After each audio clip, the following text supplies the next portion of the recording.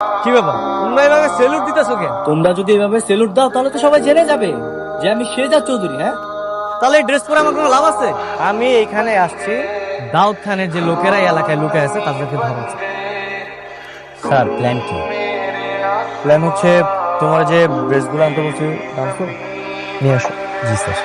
কি ব্যাপার, তোমরা এভাবে সেলুট দিতেছো কেন? তোমরা যদি এভাবে সেলুট দাও তাহলে তো সবাই জেনে যাবে যে আমি শেজাদ চৌধুরী। হ্যাঁ, তাহলে এই ড্রেস পরে আমার কোনো লাভ আছে? আমি এইখানে আসছি দাউদ খানের যে লোকেরা এই এলাকায় লুকে আছে তাদেরকে ধরাচ্ছে। সেলুট নাও।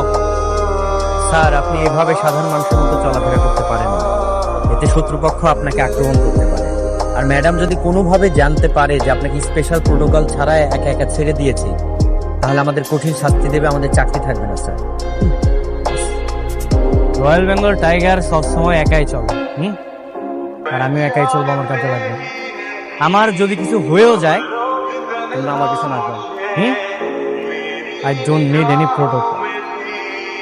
শোনো, আজকে আমি তোমাদেরকে শেখাবো মাছ কিভাবে পানিতে থেকেও অক্সিজেন নিতে পারে।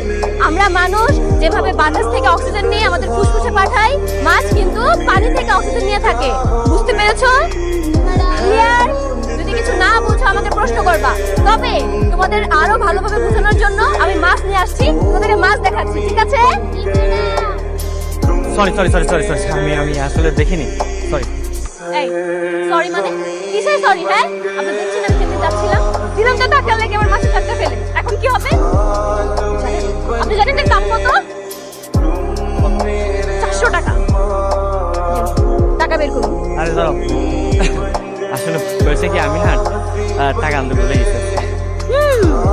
জানতাম তো, আমি ঠিকই জানতাম আপনার কাছে কোনো টাকা থাকবে না।